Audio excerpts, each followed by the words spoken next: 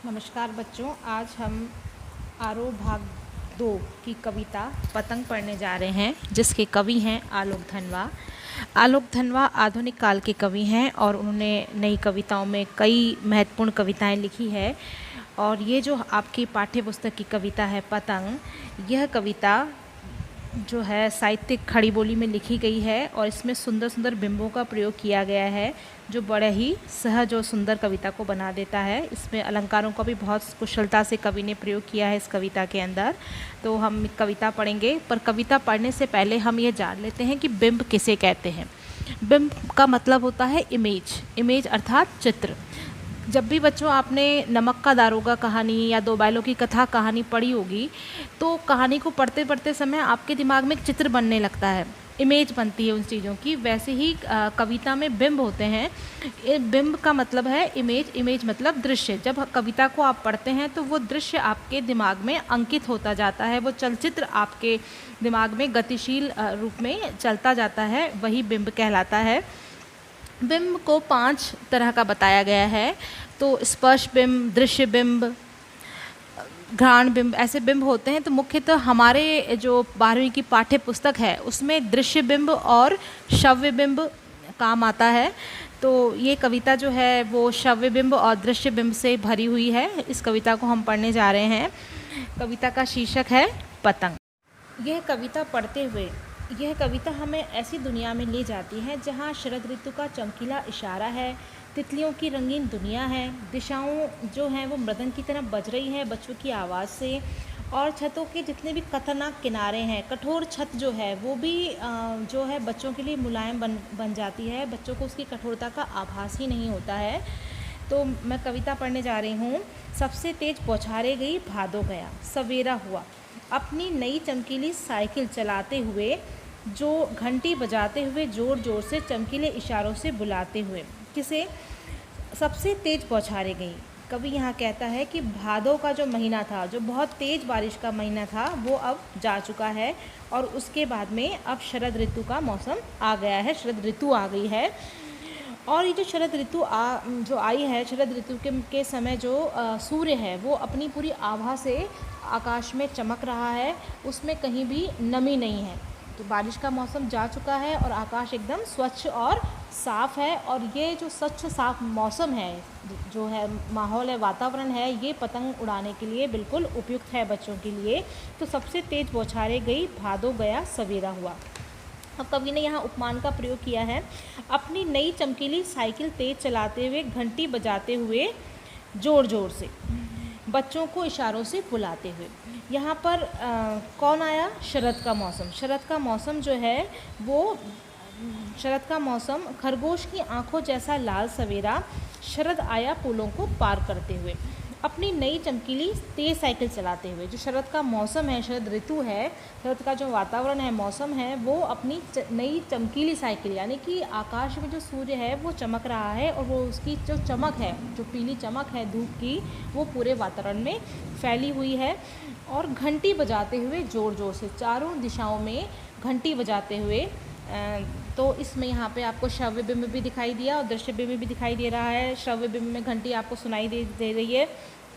चमकीले इशारों से बुलाते हुए पतंग उड़ाने वाले बच्चों के झुंड को। यहाँ जो बच्चे हैं वे है, सवेरे में सूर्य की लालिमा भी एकदम सुनहरी साफ़ है, खरगोश की आंखों के समान लालिमा और चमक से युक्त नया सवेरे का आगमन हो चुका है। ऐसे में शरद ऋतु, कवि ने प्रकृति का मानवीकरण किया है। शरद का जो, जैसे एक युवा व्यक्ति होता है, नौजवान लड़का होता है, वो बहुत स्पीड से, तेज़ी से अपनी साइकिल को घंटी बजाते हुए चलाता है। वैसे ही शरद ऋतु, शरद का जो मौसम है वो हमारे वातावरण में आ गया है, प्रकृति में आ गया है। और शरद जो है अपनी नई चमकीली चमकदार साइकिल को तेज़ गति से चलाते हुए, ज़ोर ज़ोर से उसकी घंटी बजाकर पतंग उड़ाने वाले बच्चों के समूह को सुंदर सुंदर संकेतों के माध्यम से, इन संकेतों के माध्यम से बुला रहा है। इस समय बच्चे पतंग उड़ा रहे हैं, अतः शरद आकाश को इतना मुलायम बना देता है कि बच्चों की, अब यहाँ इस कविता में आगे पतंग के लिए विशेषण दिए गए हैं कि आकाश को इतना मुलायम बनाते हुए कि पतंग ऊपर उठ सके। दुनिया की सबसे पतली कमानी ऊपर उठ सके, दुनिया का सबसे हल्की और रंगीन चीज़ ऊपर उड़ सके, दुनिया का सबसे पतला कागज़ ऊपर उड़ सके, बाँस की सबसे पतली कमानी ऊपर उड़ सके और शुरू हो सके सीटियों, किलकारियों, तितलियों की नाजुक दुनिया। यहाँ पर कवि कहते हैं कि जो पतंग के लिए उन्होंने विशेषण दिए हैं कि आकाश इतना मुलायम है कि पतंग जो है वो आसानी से आकाश में ऊपर उड़ सकती है, और यानी कि वातावरण जो है, प्रकृति जो है पूरी तरह से पतंग उड़ाने के लिए अनुकूल है, और पतंग दुनिया की सबसे हल्की और रंगीन वस्तु है, वह उसे उड़ाने में सहायक है। पतंग अत्यंत पतले कागज़ की बनी है और उसमें बाँस की पतली कमानी भी लगी है। ये सब चीज़ें मिलकर पतंग का निर्माण करती हैं। शरद का सवेरा इन सबको उड़ाने के लिए उपयुक्त वातावरण का निर्माण कर रहा है। पतंग के उड़ने के साथ ही बच्चों की सीटियाँ और किलकारियों का दौर शुरू हो जाते हैं। बच्चे बहुत ही उत्साह उमंग में आविष्टित हैं पतंग उड़ाने के लिए। तितलियों की दुनिया भी बड़ी नाजुक होती है, वे भी मधुर गुंजार करने लगती है। बच्चों का संसार भी इन तितलियों के समान होता है। यहाँ तितलियाँ बच्चों के लिए भी हो सकता है, और यहाँ तितलियाँ नाजुक दुनिया, जो रंग बिरंगी तितलियाँ हैं वो है पतंगे। पतंग जब आकाश में उड़ती हैं तो ऐसा लगता है जैसे कोई बहुत सारी तितलियाँ ही आकाश में उड़ रही हों। अभी जो हमने पद्यांश पढ़ा उसमें कवि ने बच्चों की बाल सुलभ इच्छाओं, उमंगों और प्रकृति के साथ उनके तालमेल को रागात्मक संबंधों में व्यक्त किया है। भादो मास गुजर गया और शरद ऋतु का आगमन हो गया। धूप के कारण चारों ओर वातावरण एकदम उज्जवल और स्वच्छ है, सुनहरा है, चमक रहा है। हवाओं में एक अनोखी महक है, और शरद ऋतु के आगमन से हर तरफ मौसम में, वातावरण में उत्साह और उमंग है। और जो पतंग है उसके लिए कवि ने कई विशेषणों का प्रयोग किया है कि सब दुनिया की सबसे हल्की रंगीन चीज़, दुनिया का सबसे पतला कागज़, सबसे पतली कमानी जैसे विशेषणों का प्रयोग कर कवि ने पाठकों के मन में जिज्ञासा उत्पन्न की है, पतंग के प्रति आकर्षण भी पैदा किया है। अगले पद्यांश में जन्म से ही वे अपने साथ लाते हैं कपास। कपास का अर्थ यहाँ कोमलता और लचीलापन से है कि जिस तरह कपास जो रुई है वो हल्की होती है, कहीं भी इधर उधर हवा में उड़ के जा सकती है, वैसे ही बच्चों का जो शरीर है वो लचीला और कोमलता लिए हुए होता है। तो यहाँ कपास का अर्थ कोमलता, लचीलेपन से, स्फूर्ति से और पवित्रता से है कि बच्चे पवित्र होते हैं, उनके मन में कोई दुर्भावना, द्वेष नहीं होता। तो जन्म से ही वे अपने साथ लाते हैं कपास।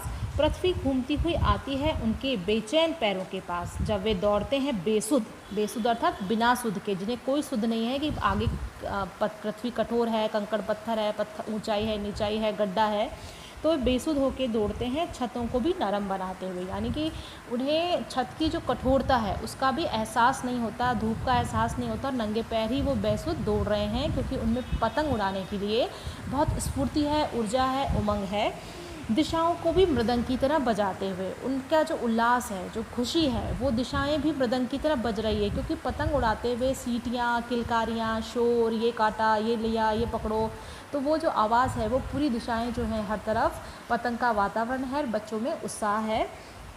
जब वे पैंग भरते हुए चले आते हैं, पैंग भरना अर्थात बड़े बड़े कदम रख के, खूब लंबे लंबे चौड़े चौड़े डग भरते हुए, दौड़ते हुए बड़े कदमों से वो चले आते हैं डाल की तरह लचीले वेग से। डाल की तरह लचीले वेग की जब जो बच्चों का शरीर है वो लचीला होता है डाल की तरह।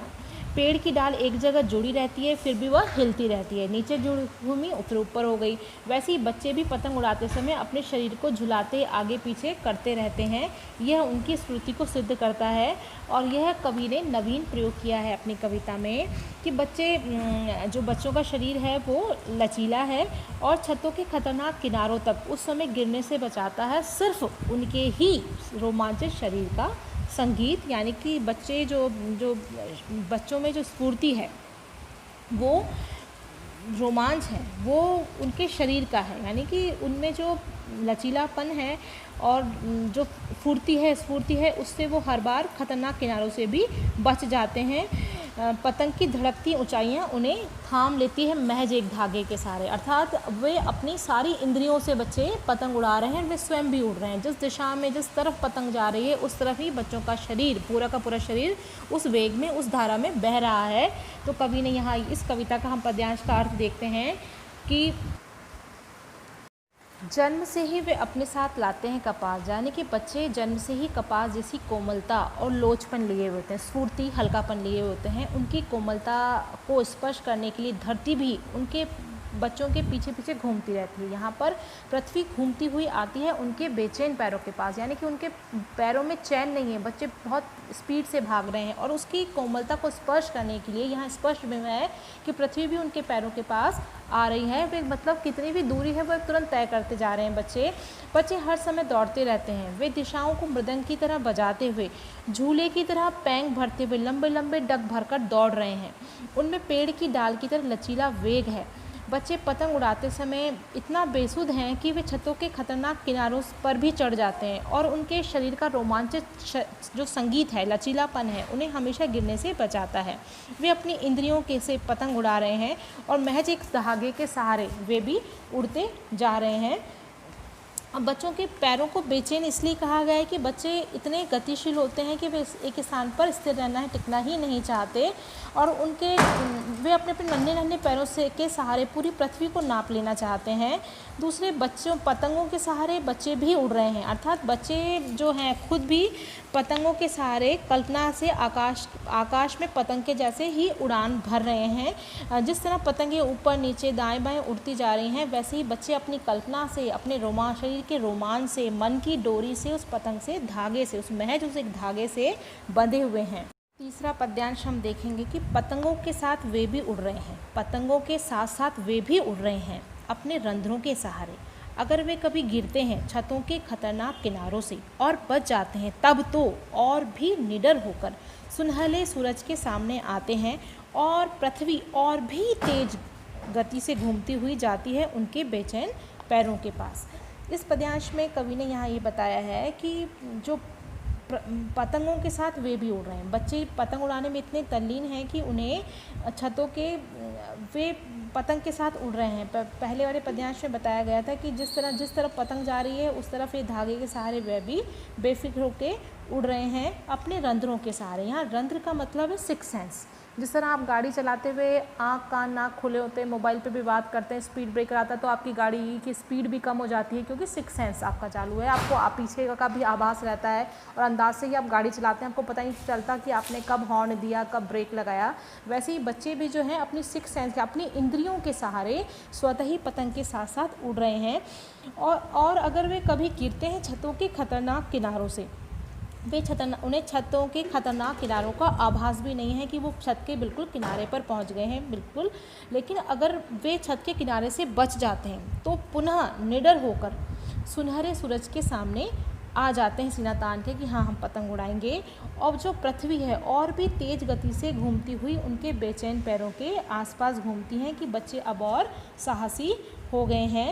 यहाँ पर जो सुनहरा सूरज है का प्रतीक है सूरज के समान तेजमय होकर, क्रियाशील होकर, बाल सुलभ क्रियाएं, जैसे बच्चे जो हैं खेलना कूदना, उधम मचाना, भागदौड़ करना शामिल है, वे कर रहे हैं। इसी के साथ गिरकर बचने का तात्पर्य ये है कि उनका भय समाप्त हो जाता है क्योंकि वे बच जाते हैं। अगर गिर गए तो कोई नुकसान हुआ, लेकिन अगर वो गिरने से बच जाते हैं तो वे और भी निडर हो जाते हैं और उन्हें तपते सूरज के सामने आने से डर नहीं लगता, अर्थात वे विपत्ति और कष्ट का सामना निडरतापूर्वक करने के लिए तैयार हो जाते हैं। कवि ने उनके पैरों को बेचैन कहा है। क्यों कहा है? क्योंकि बच्चे इतने गतिशील होते हैं कि वे एक स्थान पर टिकते नहीं हैं, रह नहीं सकते और उनके अपने नन्हे नन्हे पैरों से वो पूरी पृथ्वी को नाप लेना चाहते हैं। पतंगों के साथ वे भी उड़ रहे हैं क्योंकि वे जिधर पतंग जा रही है उधर वो भी जा रहे हैं, तो यहाँ पर कवि ने इसका प्रयोग किया है। और पतंग उड़ाते हुए समय जो बच्चे हैं वो छतों के खतरनाक किनारों तक आ जाते हैं। यहाँ उन्हें कोई बचाने वाला नहीं है, लेकिन उनके शरीर में जो रोमांच है जो ही उन्हें बचाता है। वे खेल के रोमांच के सारे खतरनाक जगहों पे पहुंच जाते हैं और वो क्योंकि उनका ध्यान सारा पतंग की ओर है, लेकिन वो बच जाते हैं तो वो और निडर होके सूरज के सामने आते हैं। पृथ्वी जो है वो जो घूमती हुई तीव्र गतिशीलता से घूमने के माध्यम से बच्चों की चंचलता की ओर वर्णन किया है कि बच्चे पृथ्वी और घूमती हुई उसके नज़दीक आती जा रही है। बच्चों ये जो कविता अभी हमने पढ़ी, इस कविता में कवि ने सुंदर सुंदर बिंबों का प्रयोग किया है और बाल सुलभ चेष्टाएँ, जो बच्चों की चेष्टाएँ होती हैं पतंग उड़ाते समय, उनका भी अनूठा वर्णन कवि ने किया है।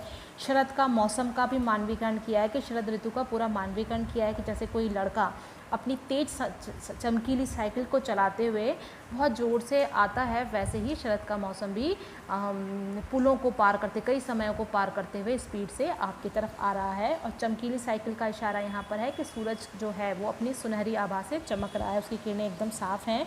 यहाँ पे उपमा, अनुप्रास और श्लेष अलंकार का प्रयोग किया गया है। ज़ोर ज़ोर से में पुनरुक्ति प्रकाश अलंकार है। पूरी कविता में खड़ी बोली का प्रयोग है और निश्चित शब्दावली है, कहीं कहीं उर्दू के प्रयोग शब्द भी इसमें प्रयोग किए गए हैं। और ये जो कविता है इसमें कवि ने मतलब सुनहरे सूरज के सामने बच्चे आ रहे हैं, यानी कि बच्चों में उत्साह कम नहीं हुआ है, आगे बढ़ने का है, वो निडर हैं।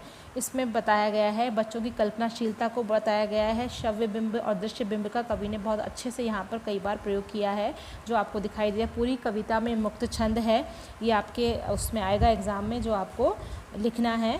और इसके साथ ही हमारी कविता समाप्त होती है। धन्यवाद।